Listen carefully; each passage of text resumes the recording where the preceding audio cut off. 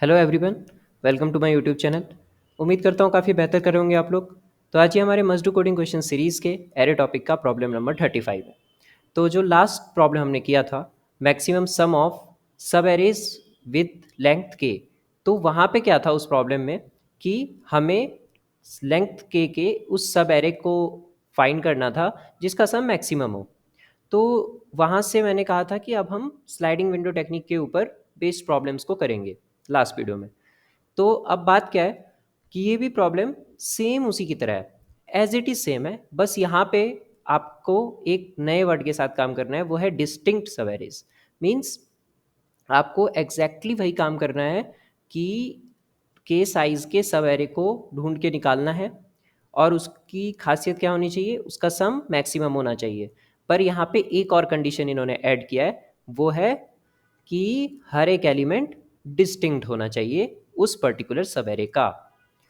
ठीक है, तो यही है इस प्रॉब्लम में। फिर भी मैं अभी प्रॉब्लम को रीड करूंगा, उसके बाद एग्जाम्पल से समझाऊंगा, तो सारी बातें क्लियर हो जाएंगी। ठीक है, पर वीडियो पे चलने से पहले जो एक बात मैं हर वीडियो में कहता हूँ कि अगर आप एक बिगिनर हो और डायरेक्टली इस वीडियो को देख रहे हो, तो मैं आपको रिकमेंड करूँगा कि प्लेलिस्ट को स्टार्टिंग से फॉलो करो।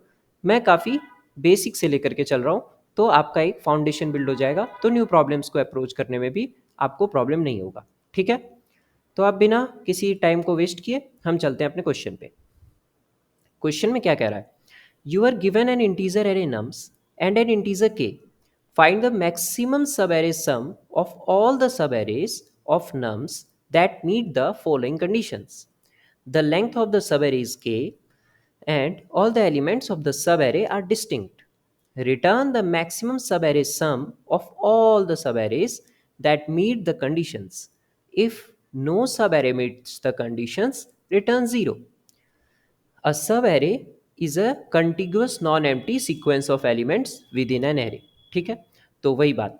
तो जैसे कि ये हमारे पास नम्स नेम का एरे दे रखा है, एग्जाम्पल 1 को देखो। ठीक है, और एक के का वैल्यू दे रखा है। अब हमें क्या करना था लास्ट वीडियो में, जो लास्ट प्रॉब्लम हमने किया था, maximum sub array some with size के, मीन्स जो सब एरे साइज के का है, उन के साइज वाले सब एरेज में से वैसा सब एरे का सम निकाल के दो जिसका सम मैक्सिमम हो। ठीक है, सेम यहाँ पर भी वही सब करना है, पर यहाँ पे एक चीज़ क्या करना है कि वो जो सब एरे आएगा ना, जो मैक्सिमम सम वाला सब एरे साइज के का आएगा, वो उसके जो एलिमेंट्स हैं वो सब यूनिक रहने चाहिए, यूनिक एलिमेंट्स होने चाहिए। तो अब देखो इसको जैसे समझो, इसमें क्या कह रहा है, ये जो नम्स नेम का एरे है 1542999, तो अब देखो पहले में द सब एरे इसका जो बनेगा, पहला के इक्वल्स टू 3 है, तो 3 साइज का बनेगा। तो पहला कौन सा बनेगा, 1 से स्टार्ट होगा, 154 बनेगा, फिर क्या बनेगा 542 बनेगा, फिर बनेगा 429, फिर बनेगा 299 और फिर बनेगा 999। ये सब क्लियर है, ये सब बेसिक फंडा है कि सब एरेज जो है कंटिन्यूअस पार्ट होता है और हमें 3 साइज के ही सब एरेज चाहिए। ठीक है, अब देखो हमारा जो दूसरा कंडीशन है, डिस्टिंक्ट वाली बात, जो मेन बात है वो ये है कि अब देखो 154 जो पहला सब एरे है, उसमें देखो सारे एलिमेंट्स डिस्टिंक्ट है, यूनिक एलिमेंट्स है, डुप्लीकेट नहीं है। ठीक है, ऐसा नहीं है 1 2 बार आ गया, ऐसा नहीं है 5 2 बार आ गया। ठीक है, सब यूनिक है, 1 एक बार आया, 5 एक बार आया, 4 एक बार आया। ठीक है, इसी तरीके से जब हम दूसरे सब एरे में जाते हैं 3 साइज के 542 में, उसमें भी सेम चीज़ है, सारे के सारे यूनिक एलिमेंट्स हैं। ठीक है, सिमिलरली फॉर 429। ठीक है, पर जब हम यहाँ पे आते हैं 299, तो अब देखो यहाँ पे क्या हुआ, 9 रिपीट हो गया, तो ये क्या हो गया, हमारे कंडीशन का वॉयलेशन हो गया। ठीक है, हमारा कंडीशन वॉयलेट हो गया। कौन सा कंडीशन वॉयलेट हो गया, क्या इसका साइज 3 नहीं है, क्या इसका साइज के बराबर नहीं है, बिल्कुल है, इसका साइज के बराबर 3 साइज का है ये। ठीक है, क्या ये सब एरे नहीं है, हाँ बिल्कुल सब एरे है, देखो कंटिन्यूअस पार्ट है ये एरे का।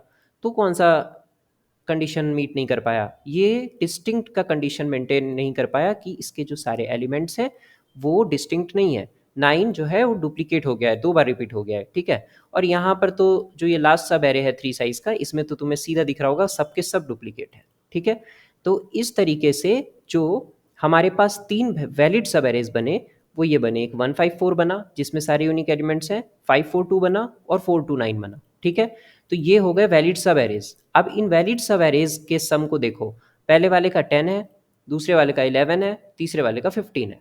ठीक है, तो इसमें सबसे मैक्सिमम कौन है, 15, तो 15 हमारा आंसर होगा। ठीक है, तो ये था प्रॉब्लम में जो हमें समझाना चाह रहे हैं ये लोग, प्रॉब्लम अंडरस्टैंडिंग यही है कि तुम्हें वैलिड सब एरेज खोजने हैं। वैलिड सब एरेज के 3 कंडीशंस हैं कि एक तो उसका वो के साइज का होना चाहिए, ठीक है, और उसके सारे के सारे एलिमेंट्स डिस्टिंक्ट होने चाहिए, और वो एक सब एरे होना चाहिए। यही 3 कंडीशंस हैं। तो इन तीनों कंडीशंस को मेंटेन करते हुए तुम्हें उन सब एरेज के सम को निकालना है, और जो उसमें से मैक्सिमम है उसके वैल्यू को रिटर्न करना है। और अगर ऐसा तुम्हें नहीं मिलता है तो सिंपली तुम्हें जीरो रिटर्न करना है। यही है हमारे क्वेश्चन में, ठीक है, कोई टेंशन नहीं है यहाँ तक। उसके बाद ये हमारा कांस्टेंट है। कांस्टेंट लास्ट में भी उस वाले प्रॉब्लम में भी सेम ही था कि जो के है वो भी 10⁵ तक जा सकता है मैक्सिमम, और जो नम्स का लेंथ है, एरे का लेंथ है, वो भी 10⁵ तक मैक्सिमम जा सकता है, और नम्स आई का जो मतलब पर्टिकुलर वैल्यूज़ है वो भी 10⁵ के ऑर्डर में जा सकते हैं, ठीक है।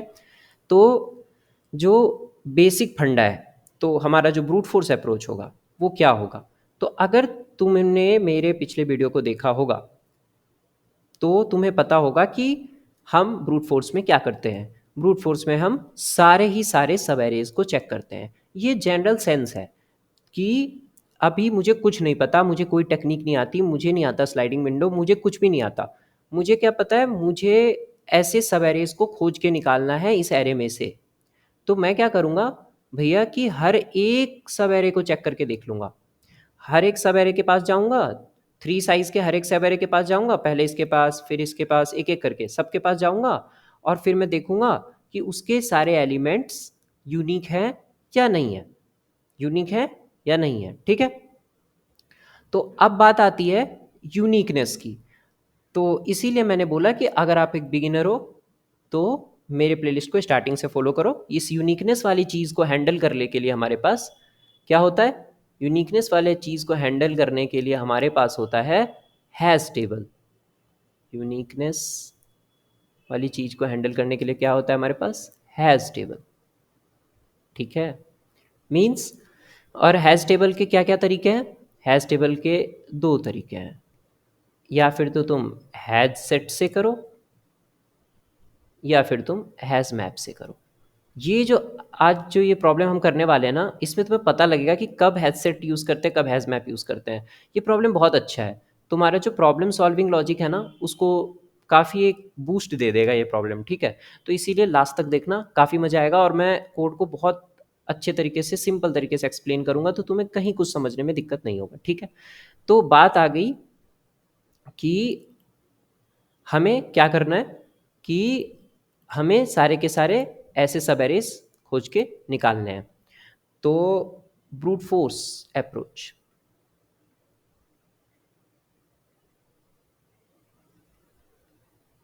Brute force approach, brute force approach में मैंने कहा check all the sub arrays, ठीक है,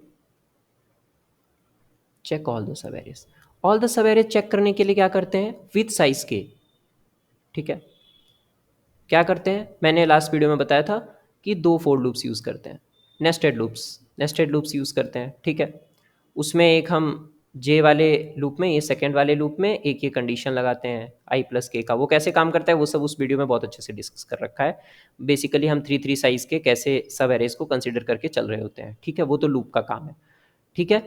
उसके अलावा हमें क्या करना पड़ेगा, जब ये वाला सब एरे, इससे हम जो करंट सब एरे ये कंसिडर करेगा, मीन्स ये वाला तो स्टार्टिंग एलिमेंट देता है, और जो इनर लूप होता है वो क्या करता है, वो रियल ओरिजिनल सब एरे पे काम कर रहा होता है, करंट सब एरे पे। तो ये जो करंट सब एरे बनाएगा उसके एलिमेंट्स यूनिक हैं या नहीं हैं, उसको पता करने के लिए क्या है, हैश टेबल, ठीक है। तो देखो, तुम हैश मैप से करोगे तो लेंथी होगा, हैश सेट से करोगे सिंपल हो जाएगा। हैश सेट क्या करता है, जब यूनिक एलिमेंट नहीं उसमें जा पाते हैं तो वो क्या कर देता है, फॉल्स रिटर्न करता है। तो इस सिंपल लॉजिक को हम यूज़ करेंगे अपने इस ब्रूट फोर्स अप्रोच में। मीन सब कुछ सेम रहेगा, बस एक सेट और बनाएंगे हम, और हम चेक कर लेंगे, सेट में एलिमेंट्स को ऐड करते जाएंगे जैसे जैसे हमारा सब एरे बढ़ेगा, मतलब सब एरे के एलिमेंट्स को सेट में डालते जाएंगे। और अगर किसी टाइम ऐसा कंडीशन बनता है कि सेट में वो एलिमेंट नहीं जा पाया, वो एलिमेंट नहीं जा पाया, तो हम क्या करेंगे, समझ जाएंगे कि ये वाला जो सब एरे ये हमारा वैलिड सब एरे नहीं है, तो चलो आप दूसरे सब एरे को चेक करो, ठीक है। तो यही था। अभी मैं इसका कोड तुम्हें दिखाऊंगा तो जो चीज़ है वो क्लियर हो जाएगा। बहुत ईजी है, इसमें कुछ नहीं है, इसमें टाइम वेस्ट करके कोई फ़ायदा नहीं है। मेन है हमारा ऑप्टिमल सॉल्यूशन। उसमें तुम्हें मैं बताऊंगा कि हैज सेट से क्यों नहीं करना है और हैज मैप से क्यों करना है। ठीक है, तो ये वाला जो बात है वो तुम अगर लीड कोड के सॉल्यूशन सेक्शंस में भी देखोगे तो काफ़ी जगह कंफ्यूज हो जाओगे। इसलिए उसको मैं अलग से समझाने के लिए थोड़ा ज़्यादा टाइम लेना चाहता हूँ और ब्रूट फोर्स पे उतना टाइम नहीं लगा रहा हूँ। ये बहुत सिंपल चीज़ है, कोई भी समझ जाएगा। ठीक है, तो इसका जो टाइम कॉम्प्लेक्सिटी आएगा वो आएगा एन इंटू के, पर के जो है हमारा वो एन के ही ऑर्डर का है, तो बेसिकली ये ऑर्डर ऑफ एन स्क्वायर ही हो जाएगा। ठीक है, ऑर्डर ऑफ एन स्क्वायर। ठीक है, और जो तुम्हारा ये है क्या कहते हैं स्पेस कॉम्प्लेक्सिटी, ये तो ऑर्डर ऑफ वन ही रहेगा। समझ रहे हो बात को? तो कुल मिला के बात यह है कि ये वाला जो है ऑप्टिमल सॉल्यूशन नहीं होगा, क्योंकि हमारा जो n है वो 10⁵ ऑर्डर का है, और n स्क्वायर करने पे वो चला जाएगा 10⁻10 तक, जो कि 10⁻7 से काफ़ी ज़्यादा है, काफ़ी ज़्यादा है। तो वो क्या हो जाएगा, हमें मिलेगा TLE। ठीक है, तो अब मैं कोड दिखाता हूँ और रन करके भी देखेंगे और तुम्हें पता लगेगा TLE आ रहा है या नहीं आ रहा है। ठीक है, तो देखो ये है ब्रूट फोर्स कोड। ठीक है, सिंपल। ये देखो जावा में इम्प्लीमेंटेशन है, पर नीचे रिपोजिटरी का लिंक दे दूंगा गिटहब के, वहाँ से तुम पाइथन सी प्लस प्लस का भी कोड देख लेना। टेंशन नहीं है कोड के कारण, डीएसए का कुछ लेना देना नहीं है किसी लैंग्वेज से। प्रॉब्लम सॉल्विंग एक अलग चीज़ है, तुम्हें प्रॉब्लम सॉल्विंग सीखना है, उसको इम्प्लीमेंटेशन किसी भी लैंग्वेज में किया जा सकता है। ठीक है, तो यहाँ मैं जावा में दिखा रहा हूँ, तुम समझ जाओगे, मैं ऐसे समझाऊंगा, टेंशन नहीं लेना, सब कुछ सेम है। ज़्यादा उसके सिंटैक्स पे ध्यान मत देना, मेरी बातों पे ध्यान देना। ठीक है, तो अब देखो ये मैक्स वेरिएबल है, ये हमारा, ये लॉन्ग टाइप का इसलिए है क्योंकि लॉन्ग टाइप में रिटर्न करना है। तो मैक्स जो है ये हमारा वेरिएबल आंसर है। ठीक है, और जो एन वेरिएबल है ये एरे का लेंथ मैंने इसमें स्टोर कर लिया। ठीक है, सिंपल है। उसके बाद ये रहा है मेरे दोनों नेस्टेड फोर लूप, जो क्या करेंगे, ये ऊपर वाला जो है ये फर्स्ट इंडेक्स जो सब एरे का कंसिडर कर रहे होंगे उसका एलिमेंट को ला करके देता है, और ये वाला जो है सब एरे बनाता है, एक्चुअल सब एरे के ऊपर वर्क करता है। ठीक है, अब देखो मैंने क्या किया। पिछले वाले वीडियो में हम क्या कर रहे थे, सम जब हमें डिस्टिंक्ट नहीं कहा गया था तो ये वाली चीज़ नहीं होती थी वहाँ पे। वहाँ क्या होता था, सम होता था और सम करते जाते थे उस करंट सब एरे का, यहाँ पे करते जाते थे, और लास्ट में हम क्या करते थे, अपने मैक्स को अपडेट कर दे रहे थे। अब इसमें एक एक्स्ट्रा चीज़ आ गया बस, कि अब तुम्हें क्या करना है, सेट भी हर बार तुम्हें हर सब एरे के लिए तुम्हें डिक्लेयर करना पड़ेगा। उस सेट में क्या होगा, उस करंट सब एरे के एलिमेंट्स। तो यहाँ पे जो ये इफ स्टेटमेंट लिखा है, क्या लिखा है, सेट डॉट एड नम्स जे, जो करंट एलिमेंट है उस सब एरे का अभी वाला, उसको ऐड करो। अगर वो ऐड हो जा रहा है, अगर वो ऐड हो जा रहा है तो इसका मतलब वो डिस्टिंक्ट है। अगर वो डुप्लीकेट होगा तो ऐड ही नहीं होगा, उस केस में क्या देगा, ये फॉल्स देगा। तो उस केस में सिंपली तुम क्या करना, ब्रेक कर जाना। मतलब जो ये जो करंट वाला सब एरे है ये मेरे किसी काम का नहीं है। ठीक है, और उसके बाद ये वाला कंडीशन, ये वाले कंडीशन जब तुम्हारा मीट हो, मतलब सेट का साइज के इक्वल कब होगा, सेट का साइज के इक्वल कब होगा, जबकि सेट में सारे के सारे एलिमेंट यूनिक हो। ठीक है, मान लो के की वैल्यू है 3, और 3 के 3 एलिमेंट्स अगर यूनिक होंगे तो 3 के 3 एलिमेंट सेट में जाएंगे, तो उस केस में सेट का साइज के इक्वल होगा। तो जब जब ये कंडीशन मीट होगा सिर्फ तभी तुम मेरे मैक्स को अपडेट करना, बाकी कुछ मत करना। तो हमने इसमें क्या किया, सारा कोड सेम था। पहले हम सम वाला कोड लिख लेंगे बिना डिस्टिंक्ट के, उसके बाद हम क्या करेंगे, हर सब एरे के लिए एक सेट डिक्लेयर करेंगे, और उसमें हम जो करंट एलिमेंट है उसको डालेंगे सेट के अंदर। सेट के अंदर इससे पता चलेगा कि कब कौन सा एलिमेंट सेट के अंदर नहीं जा पाया। अगर नहीं जा पाया इसका मतलब डुप्लीकेसी है वहाँ पे, तो डुप्लीकेसी है तो उस सब एरे को कंसिडर करने का कोई मतलब नहीं बनता है, सिंपली ब्रेक कर जाओ। और चेक करो कि जो सेट है, जो हमारा सेट है अभी, क्या उसमें जितने एलिमेंट्स हैं वो यूनिक हैं। उसका कैसे पता चलेगा, क्योंकि अगर मेरा के 3 साइज़ का है, मैंने 3 साइज़ के सब एरे को अगर मैं कंसिडर कर रहा हूँ, तो अगर उसके तीनों ही एलिमेंट यूनिक हैं तभी तो मेरे सेट का साइज मेरे के बराबर आएगा। मतलब देखो, अगर मैं जो है 1 5 4, ये मेरा सब एरे है। ठीक है, के इक्वल्स टू 3 है। अगर मैं इसको सेट के अंदर डालूं तो मेरा सेट कैसा दिखेगा, 1 5 4। ठीक है, तो सेट का साइज कितना है, सेट का साइज 3 है। देखो ये दोनों मैच कर गया ना, क्योंकि 3 साइज का सब एरे है, सारे के सारे यूनिक एलिमेंट है, तो सेट का साइज भी ऑब्वियसली सेम होगा उसके। अब मान लो यहाँ पे कुछ ऐसा होता 1 4 और 4, ठीक है। अभी सब एरे का साइज कितना है, 3 है। के कितना है, मतलब के ये है ना हमारा के, 3 साइज का है, ठीक है। पर सेट अगर मैं इसमें इंक्लूड करूँ तो सेट कैसा दिखेगा, 1 इस 4 को डालेगा, लेकिन जब ये 4 आएगा इसको ये एंट्री नहीं देगा सेट में, तो सेट का साइज कितना होगा, तो सेट का साइज तो 2 ही रहेगा। तो ये दोनों इक्वल नहीं होंगे, तो इसका मतलब जो है हमारे विंडो के साइज के बराबर यूनिक एलिमेंट्स नहीं है। तो इससे पता चलता है हमें कि ये वाला कंडीशन जब मैच करे तभी सिर्फ मैक्स को अपडेट करना, वरना मत करना। तो ये हमारा ब्रूट फोर्स कोड, सारे पॉसिबल सब एरेज को चेक करके देखो। मैं सबमिट करता हूँ कोड को। अभी तुम्हें दिखेगा कि इसमें आएगा टीएलई, हमें मैंने बता चुका हूँ कि टीएलई क्यों आएगा, ठीक है। उसके बाद हम अपने एक्चुअल डिस्कशन पे चलेंगे कि आखिर इस हैज़ टेबल और ये जो हैज़ सेट है हैज़ मैप का क्या फंडा है, कब किसको यूज़ करना है, ठीक है। यहाँ तक क्लियर है। अब देखो, अब टीएलई आ गया, ये बात ख़त्म हो गई। अब आते हैं हम अपने मेन कॉन्सेप्ट पे, वो है हमारा ऑप्टिमल सॉल्यूशन। सबसे पहला फंडा हमारा क्या है, देखो ऑप्टिमल सॉल्यूशन का जो टाइम कॉम्प्लेक्सिटी होगा ना वो ऑर्डर ऑफ एन का होगा, और स्पेस कॉम्प्लेक्सिटी जो है वो ऑर्डर ऑफ 1 का होगा, ठीक है। अब देखो सबसे पहली बात, हमारे पास सबसे पहला चैलेंज क्या है कि हम नेस्टेड लूप्स यूज़ कर रहे हैं, ब्रूट फोर्स में नेस्टेड लूप्स यूज़ कर रहे हैं, ठीक है। वो क्या कर रहा है, हमारे टाइम कॉम्प्लेक्सिटी को ऑर्डर ऑफ एन स्क्वायर का बना दे रहा है, ठीक है, बढ़ा दे रहा है हमारे टाइम कॉम्प्लेक्सिटी को। तो पिछले सेम वीडियो में, अभी डिस्टिंक्ट की बात हटा लो, पिछले वीडियो में हमने इसको एलिमिनेट करने के लिए क्या किया था, एलिमिनेट करने के लिए क्या किया था हमने, हमने यूज़ किया था sliding window technique, sliding window use किया था, ठीक है। तो कौन से टाइप का स्लाइडिंग विंडो यूज़ किया था, फिक्स साइज का। क्यों फिक्स साइज का स्लाइडिंग विंडो यूज़ किया था, क्योंकि हमें सीधा कह रखा है कि के साइज के सब एरेज को कंसिडर करो, हमें साइज पता है, तो हमें fix size sliding window technique के साथ काम करना था। तो उसको यूज़ करके हमने क्या किया था, इसको एलिमिनेट करके हमारे टाइम कॉम्प्लेक्सिटी को ऑर्डर ऑफ एन का बनाया था।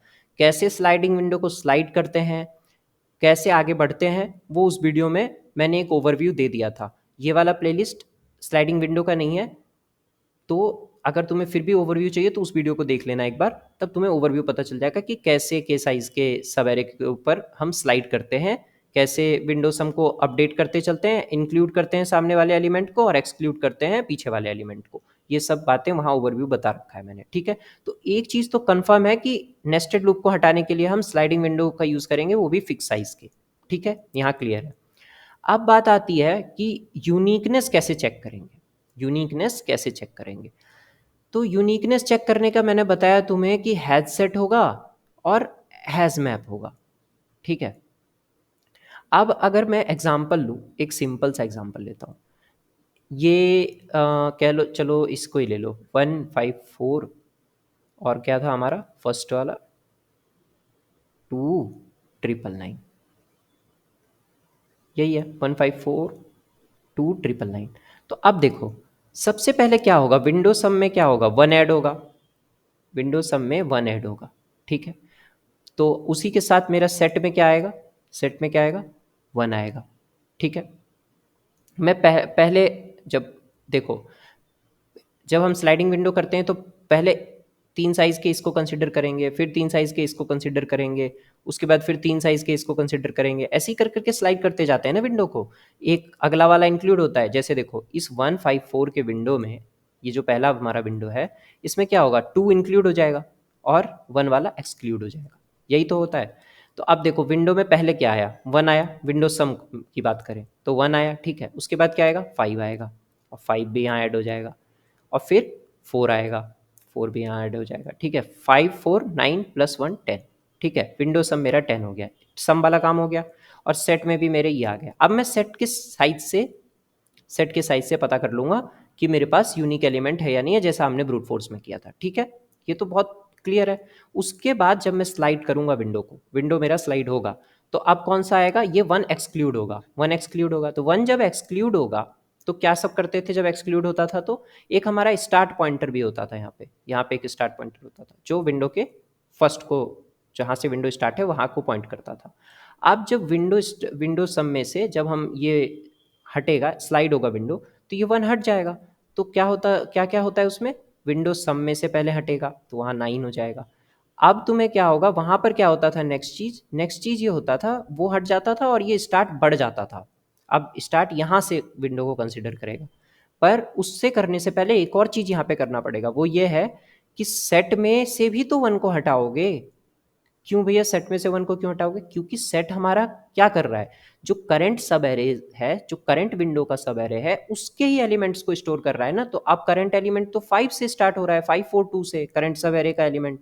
तो अब 1 की को जब 1 हट गया तो यहाँ से भी हटेगा, तो यहाँ से भी 1 को हटा देंगे। तो अब हमारा सेट कैसा दिखेगा, सेट हमारा दिखेगा 5 और 4। ठीक है, क्लियर है। और क्या होगा, स्टार्ट जो है हमारा प्लस इक्वल्स टू 1 होगा, स्टार्ट बढ़ जाएगा। तो स्टार्ट अब कहाँ आ गया, स्टार्ट अब यहाँ आ गया, यहाँ पे, इस वाले पे, यहाँ इस वाले विंडो के लिए स्टार्ट हो गया। ठीक है, अब नेक्स्ट आएगा 2, नेक्स्ट आएगा 2, तो विंडो सम में क्या ऐड होगा, 2। ठीक है, विंडो सम में 2 ऐड होगा तो ये 11 हो जाएगा, और यहाँ पे भी 2 आ जाएगा, ये भी एक वैलिड सब एरे है। तो इस तरीके से सेट में क्या होगा, चेक करते चलेंगे। ठीक है, इंक्लूड होगा, इसमें भी ऐड हो जाएगा और सम में भी ऐड होगा, एक्सक्लूड होगा तो सम में से भी जाएगा और सेट में से भी जाएगा। ठीक है, तो इस तरीके से अगर तुम करोगे तो ये हैज सेट में करेक्ट आंसर देगा, ये करेक्ट आंसर देगा, कोई टेंशन नहीं आएगा। पर अब एक बात है यहाँ पे, ये वाला जो हैज सेट वाला अप्रोच है, ये एक ऐसे टेस्ट केसेस में फेल करेगा। देखो, कोई मान लो ऐसा टेस्ट केस है, 4 4 4 1 2, अब कह दो 5, कुछ भी कह दो। ठीक है, अब यहाँ देखो ये कैसे फेल करेगा। तुम्हारा सबसे पहला विंडो ये रहेगा कि तुम्हारा 3 है। ठीक है, तो इस विंडो पे जब स्टार्ट तुम्हारा कहाँ रहेगा, स्टार्ट तुम्हारा यहाँ रहेगा। ठीक है, और विंडो सम कितना होगा, पहले कितना विंडो सम होगा, पहले होगा 4, ये वाला 4 आएगा। और सेट में तुम क्या डालोगे, सेट में डालोगे 4। ठीक है, यहाँ बहुत ध्यान से सुनना, तुम लीड कोड सॉल्यूशंस देखोगे बहुत कंफ्यूज हो जाओगे, इसलिए यहाँ पर इस बात को बहुत अच्छे से समझना। ठीक है, तुम समझ नहीं सकोगे और बहुत घूम जाओगे तुम कि क्यों हैज़ सेट, क्यों हैज़ मैप नहीं, इसीलिए मैं बहुत एग्जाम्पल तरीके से समझा रहा हूँ, बहुत अच्छे से देखो। विंडो सम 4 क्लियर है, ठीक है, सेट में गया 4, ये भी क्लियर है। ठीक है, अब आएगा नेक्स्ट ये वाला एलिमेंट, तो यहाँ क्या हो जाएगा, 4 4 8, 8 हो गया। ठीक है, यहाँ पर 4 आएगा क्या, ये वाला 4 यहाँ आएगा, नहीं आएगा, नहीं आएगा। ठीक है, अच्छा फिर अगला चलेंगे, फिर क्या होगा, अभी बस देखते रहो, कुछ मत सोचना। फिर अगला 4, ये क्या होगा, 12, 12 होगा। फिर भी 4 इसमें आएगा क्या, सेट में नहीं आएगा क्योंकि ऑलरेडी प्रेजेंट है। तो फाइनली जब हमने पूरा का पूरा विंडो देख लिया तो हमारे पास विंडो सम बना 12, पर सेट में हमारे पास कितने एलिमेंट्स हैं, सिंगल एलिमेंट है, सिंगल एलिमेंट। ठीक है, तो सेट का साइज कितना है, 1। क्या एक एक इक्वल है, नहीं है, तो यानी कि ये वैलिड सब एरे नहीं है हमारे लिए, मतलब इसको हम कंसिडर नहीं कर सकते। ये बात तो बिल्कुल करेक्ट है। अब हम क्या करते हैं, स्लाइड कर देंगे विंडो को। तो विंडो को स्लाइड करेंगे तो विंडो आप कहाँ से चलेगा, ये वाला विंडो चलेगा, बिल्कुल करेक्ट, बिल्कुल करेक्ट, ये वाला विंडो चलेगा। तो ये वाला विंडो चलाने के लिए क्या करते हैं हम, अपने विंडो सम में से माइनस करेंगे, इस वाले को एक्सक्लूड करेंगे, इस वाले को इंक्लूड करेंगे, ये जो 1 आया है, ये जो 1 आया है इसको इंक्लूड करेंगे। तो जब 12 में से इसको एक्सक्लूड करोगे तो कितना आएगा, यहाँ आएगा 8। ठीक है, और इसमें ये 1 आगे आएगा। तो जब जब हम एक्सक्लूड कर रहे हैं 4 को विंडो सम में से, तो सेट में से भी तो 4 चला जाएगा, सेट में से भी तो 4 चला जाएगा ना। तो सेट के पास क्या बचेगा, सेट में कुछ भी नहीं बचेगा, सेट में कुछ भी नहीं बचेगा। तुमने 4 यहाँ से हटाया विंडो सम से, सेट से भी हट गया 4, और अब क्या इंक्लूड होगा इसमें, सेट से 4 हट गया, अब सिंपली इसमें क्या इंक्लूड होगा, इसमें सिंपली इंक्लूड होगा 1। नेक्स्ट तुमने 1 को ऐड किया ना, तो 8 1 9। समझ रहे हो मेरी बात को। तो अब होगा क्या इसमें कि जब तुम ऐसे आगे बढ़ के चले गए, तो इस तरीके से जब तुम जैसे इस 4 को हटा दे रहे हो ना, यहाँ से ये 4 हट गया और तुमने 1 इंक्लूड किया, तो विंडो सम में तो 9 आ गया, वो तो ठीक है, पर सेट में मेरे पास 1 ही आया, सेट में मेरे पास 1 ही आया। तो अब क्या होगा, अब क्या होगा, मैं फिर से सेट के साइज को चेक करूंगा। तो चलो यहाँ पे 4, यहाँ पे भी सेट का साइज कितना है, 1, और के कितना है, 3। ठीक है, पर यहाँ पर भी मेरा आंसर गलत नहीं हुआ, क्योंकि ये वाला भी मेरे लिए वैलिड सब एरे नहीं है, क्योंकि यहाँ पे भी डुप्लीकेसी हो गई है 4 4 की। ठीक है, अब और थोड़ा आगे बढ़ो, अब इस वाले को देखो, 4 1 और 2 को, 4 1 और 2 को। तो अब क्या होगा, 4 को एक्सक्लूड करेंगे, 4 को एक्सक्लूड करेंगे। पर अब तुम देखोगे कि तुम फंस चुके हो कि 4 को जब एक्सक्लूड करोगे, 4 को इस 9 में से एक्सक्लूड करोगे तो विंडो सम में से तो ये वाला 4 चला जाएगा, ये वाला 4 चला जाएगा। पर सेट में तो 4 है ही नहीं, सेट में तो वो 4 है ही नहीं।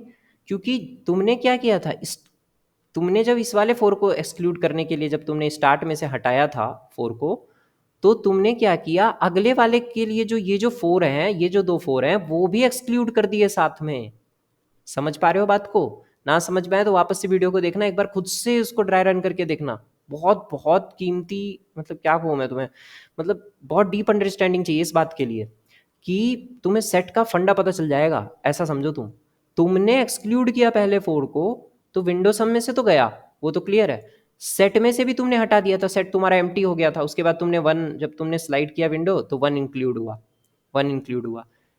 तुम्हारे इस वाले एलिमेंट को हटाने के चक्कर में तुम्हारे ये तीनों जो थे ना, ये तीनों के तीनों ही गायब हो गए होल से।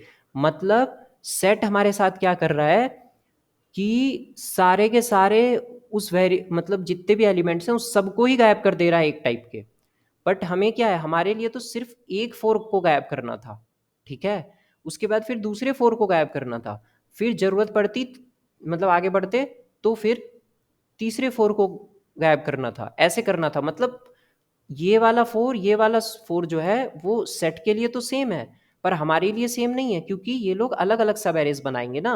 एक ऐसा बनाएगा, फिर ऐसा बनाएगा, फिर ऐसा बनाएगा। पर इसी के चक्कर में हमने इस तीनों 4 को खो दिया। मतलब ये तीनों ही 4 चले गए, तीनों यूनिक 4 थे। मान लो इसको ए कह लो, इसको बी कह लो, इसको सी कह लो, तो ए के चक्कर में बी सी दोनों चले गए काम से, दोनों ही चले गए। तो अब जो ये वाला जो है ना, ऐसे सब एरे तक तुम पहुंच ही नहीं पाओगे, तुम्हारे पास बचेगा ही नहीं, क्योंकि साइज तुम्हारे सेट का जो है वो कभी इससे मैच करेगा ही नहीं।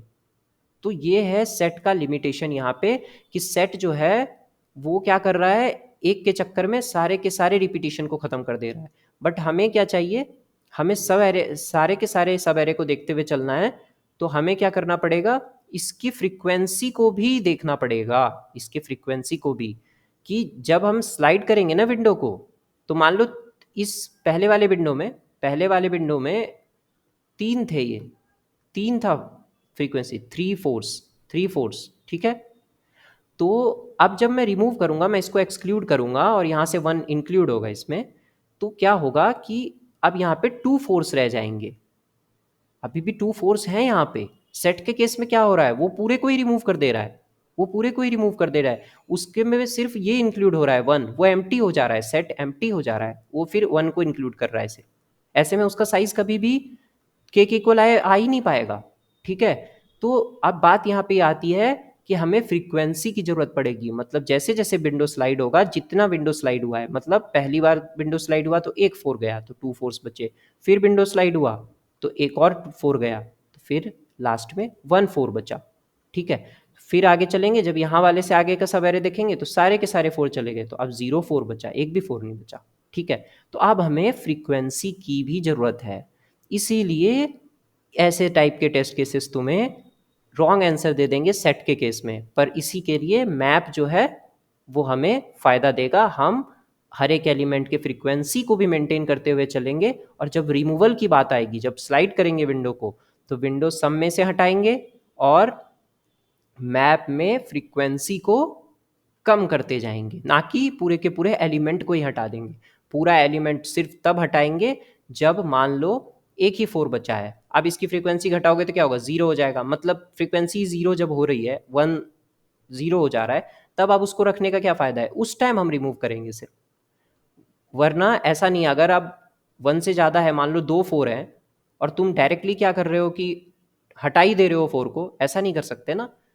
एक 4 को एक्सक्लूड करना है, 4A को एक्सक्लूड करना है, ना कि 4B को भी साथ में एक्सक्लूड कर दोगे। तो ये चीज़ में मदद कौन करेगा, मैप क्या करेगा कि भाई अभी एक ही 4 मिला था अब तक, इस वाले को एक ही 4 को एक्सक्लूड करना है, तो चल भाई फ्रीक्वेंसी को एक कम कर दे। अब आगे बढ़े तो अब एक और 4 आ गया, चल भाई एक और 4 आ रहा है तो और फ्रीक्वेंसी को कम कर दे। तो फ्रीक्वेंसी के मदद से हम क्या करेंगे, उतने ही 4 को एक्सक्लूड करेंगे जितना हमारे विंडो से अलग हो रहा है। ऐसा नहीं कि सारे के सारे 4 को ही हटा देंगे। तो इससे हमारा कॉन्सेप्ट ये बनता है कि हमें जब पर्टिकुलर किसी चीज़ के साथ हैंडल करना है कि उतने से कोई हटाना है, तो हम मैप के साथ जा रहे हैं, और अगर हमें पूरा ही रिमूवल करना होता तो हम हैश सेट के साथ जाते। पर यहाँ पे हमें विंडो से जितना 4 हट रहा है, जितना एलिमेंट हट रहा है, उतने को ही हटाना है, इसलिए हम फ्रीक्वेंसी को उसके माइनस कर देंगे। ठीक है, सिंपल है, क्लियर है फंडा। तो यही था हैश सेट और हैश मैप का कॉन्सेप्ट इस क्वेश्चन में, जो कि मोस्ट इंपॉर्टेंट है। ठीक है, नहीं समझ में आए वापस से वीडियो को देखना, और फिर भी ना समझ में आए ड्राई रन करो खुद से, ये मैं बार बार कहता हूँ, हर वीडियो में कहता हूँ। और फिर भी कोई डाउट रह जाए तो तुम लिंक्डइन पे डीएम करो, यूट्यूब के कमेंट सेक्शन में पूछो, मैं सारे डाउट्स क्लियर कर दूंगा। बस कोडिंग करते रहो। ठीक है, अब एक और चीज़ डाउट आएगा दिमाग में। ठीक है, थोड़ा लेंदी हो सकता है वीडियो, पर सुन लो। तुम्हारे दिमाग में ये डाउट आएगा कि भैया तब ब्रूट फोर्स में कैसे काम कर गया, ब्रूट फोर्स में सेट कैसे काम कर गया। तो बाबू देखो यहाँ पे क्या है, यहाँ पे ना वो जो विंडो सम, वो जो हम यहाँ पे ना विंडो नहीं स्लाइड कर रहे हैं, वहां पे विंडो को स्लाइड कर रहे हैं, एलिमेंट को इंक्लूड और एक्सक्लूड कर रहे हैं। पर जब हम ब्रूट फोर्स कर रहे हैं ना, तो तुम चाहो ना चाहो हम सारे के सारे सब एरे को चेक कर रहे हैं। मींस ऐसा नहीं अलग अलग हो रहा है, मींस जैसे वही वाला केस अगर तुम ले लो, यही वाला केस अगर तुम ले लेते हो कि ब्रूट फोर्स में कैसे काम कर जा रहा है सेट 4 4 4 1 2 3, तो वो पहले ये वाला सब एरे ले रहा है, उसके बाद फिर इस वाले सब एरे के लिए अलग सेट ले रहा है, फिर इस वाले सब एरे के लिए अलग सेट ले रहा है, वो इस तरीके से चल रहा है। और यहाँ पे क्या हो रहा है, एक्सक्लूड इंक्लूड, ये एक्सक्लूड हो गया, ये वाला इंक्लूड हो गया, तो ये वाला 4 गया सेट में से, तो ये भी चला गया, और उसके बाद सिर्फ 1 आया। इस तरीके की चीज़ें हो रही हैं वहाँ यहाँ पे। तो इसीलिए ऑप्टिमल में हैज सेट रॉन्ग अप्रोच होगा। अब मैं दोनों का ही कोड तुम्हें दिखा देता हूँ। देखो, सिंपल फंडा, long max set will not work, ये रॉन्ग अप्रोच है। तो देख लो इसका भी कोड। तो लॉन्ग मैक्स इक्वल्स टू 0, ये तो सेम है, सब कुछ सेम है, नम्स का लेंथ का जो वेरिएबल है वो ठीक है। ये विंडो सम स्टोर करने के लिए है, ये हमारा स्टार्ट पॉइंटर है। ये एक बेसिक टेम्पलेट टाइप है फिक्स साइज स्लाइडिंग विंडो का, जो लास्ट वीडियो में मैं समझा चुका हूँ, दिख जाएगा तुम्हें। ठीक है, और उसके बाद हम फोर लूप चलाते हैं और विंडो सम को अपडेट करते जाते हैं। अभी सेट पे ध्यान मत दो, अभी पता चल जाएगा। और उसके बाद जब जब के साइज का हमारा मतलब वैलिड सब एरे मिलता है, मतलब के साइज हो गया है सब एरे का ऐसा, तो उस टाइम हम अपना क्या करते हैं, जो ऑपरेशन हमें करना होता है, वहाँ पे सिंपली मैक्सिमम सम निकालना था तो हम डायरेक्ट मैक्सिमम सम कर देते थे। यहाँ पे हमें डिस्टिंक्ट के भी साथ काम करना है, तो हम क्या करेंगे, सेट में ऐड करते जाएंगे, और जब हमारा साइज़ के का हो जाएगा, हमारा जो विंडो है वो के साइज़ का हो जाएगा, तो हम देखेंगे कि क्या सेट का साइज़ भी के है। तो अगर सेट का साइज़ भी के है तो इसका मतलब है सारे डिस्टिंक्ट एलिमेंट हैं, और के एलिमेंट्स है, के नंबर ऑफ एलिमेंट्स भी हैं। तो उस समय हम अपने मैक्स को अपडेट करेंगे, वरना क्या करेंगे, विंडो सम में से जो पहला बंदा था उसको एक्सक्लूड करते हैं, नम से स्टार्ट को हटा दो, विंडो सम में से, विंडो सम में से भी हटा दो, और सेट में से भी हटा दो, और स्टार्ट को आगे बढ़ा दो, विंडो आगे बढ़ चुका है। ठीक है, और लास्ट में मैक्स को रिटर्न कर दो। ठीक है, अब मैं इसको दिखाता हूँ, ये कोड तुम्हें रॉन्ग आंसर देगा, दिखाता हूँ ऐसे किसी टेस्ट केस के लिए। तो रन हो रहा है। ठीक है, देखो यहाँ 6 आउटपुट आ रहा है, एक्सपेक्टेड 12 था। और देखो सेम टाइप का टेस्ट केस है, वहाँ मैंने 4 4 4 1 2 5 लिखा था, यहाँ देखो 9 9 9 1 2 3 है। ठीक है, मतलब ये गायब हो जाएगा, ये पूरे को ही ले लेगा, जैसे क्योंकि पहला जो ये वाला विंडो लेंगे, इसके चक्कर में क्या होगा, ये 9 ऐड ही नहीं हो पाएगा, ये जो बाकी के दो 9 है वो ऐड नहीं हो पाएंगे, और जब हम अगला पे जाएंगे तो सिर्फ 1 इंक्लूड होगा, ये दोनों 9 को वो खा जाएगा अकेला ही, वो पूरे रिपीटेशन को ही ख़त्म कर देगा। ठीक है, जबकि हमें ज़रूरत है इस दोनों 9 की भी। तो इसके लिए वजह से हम सेट जो है, सेट विल नॉट वर्क। ठीक है, टाइम कॉम्प्लेक्सिटी मैंने पहले ही बता दिया, ऑर्डर ऑफ एन रहेगा। देखो सिंगल फोर लूप चल रहा है, और जो इसका क्या कहते हैं, स्पेस कॉम्प्लेक्सिटी है, स्पेस कॉम्प्लेक्सिटी लिखा था क्या मैंने, नहीं, इसका स्पेस कॉम्प्लेक्सिटी जो है वो ऑर्डर ऑफ एन रहेगा, सॉरी, ये ऑर्डर ऑफ एन रहेगा, क्योंकि एक हम क्या कहते हैं, एक हैज़ मैप भी यूज़ कर रहे हैं ना, एक हैज़ मैप भी यूज़ कर रहे हैं। ठीक है, तो इस टाइम कॉम्प्लेक्सिटी एक सिंगल फोर लूप चल रहा है तो ऑर्डर ऑफ एन है, और स्पेस कॉम्प्लेक्सिटी एक हैज़ मैप यूज़ कर रहे हैं तो वो भी ऑर्डर ऑफ एन है। ठीक है, तो इसी के साथ ये वाला था तुम्हारा सेट का कोड, और सेम टू सेम कुछ भी नहीं करना है चेंज, बस अब क्या करेंगे, हम मैप यूज़ करेंगे। यहाँ मैप लिया है, घबराना मत, ये जावा के सिंटैक्स को देख के सिंपल मैप तुम अपने लैंग्वेज में डिक्लेयर कर लेना, बस वही चीज़ है।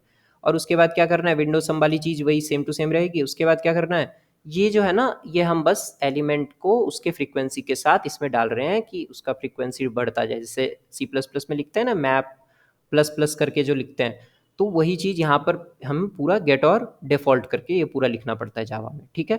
उसके बाद सब कुछ सेम है जैसे सेट में कर रहे थे, साइज़ अगर के इक्वल है तो मैक्स को अपडेट कर दो, नहीं है चाहे नहीं है, विंडो तो स्लाइड होगा, तो उसके बाद तुम विंडो सम में से हटा देना एलिमेंट को, और अगर 1 से कम है तो रिमूव ही कर देना उसके फ्रीक्वेंसी को, ठीक है। मैप में से जब रिमूव करने की बात आएगी तो दो चीज़ चेक करना, कि अगर वो 1 से ही कम है उसकी फ्रीक्वेंसी तो डायरेक्ट रिमूव कर दो, और अगर उससे ज़्यादा है तो -1 करना, मतलब उसके फ्रीक्वेंसी में से एक को कम कर देना, ठीक है। एक हटा है तो एक फ्रीक्वेंसी कम होगा, और स्टार्ट हमारा वैसे ही चलेगा। अब ये रिटर्न, उसके बाद अपने मैक्स को रिटर्न कर देना, सब कुछ सेम है। अब देखो सबमिट, यही मैं बताता हूँ, मैं कोड इस तरीके से लिखवाता हूँ कि कोड एक दूसरे से मिलते जुलते हों, तुम्हें समझ आए। मैंने कुछ ज़्यादा चेंज नहीं कर दिया है, कैसे कैसे मैं लॉजिक पे आया हूँ, मैंने पहले सारे सब एरेज को चेक किया, फिर मैंने देखा डिस्टिंक्ट के चक्कर में हैश सेट को लगाया, हैश सेट के साथ काम किया तो मुझे पता चला ऐसे सब टेस्ट केसेस के साथ काम नहीं कर रहा है, फिर मैंने देखा कि क्यों नहीं काम कर रहा है, फिर उससे मेरे दिमाग में अप्रोच आया कि डिस्टिंक्ट के साथ एक और चीज़ है, वो है हैज़ मैप, उसको भी यूज़ कर सकते हैं। तो फिर हम हैज़ मैप के साथ गए और कोड एज इट इज़ था, सब कुछ मैंने लिख दिया, ठीक है। तो यही था आज के हमारे इस सेशन में।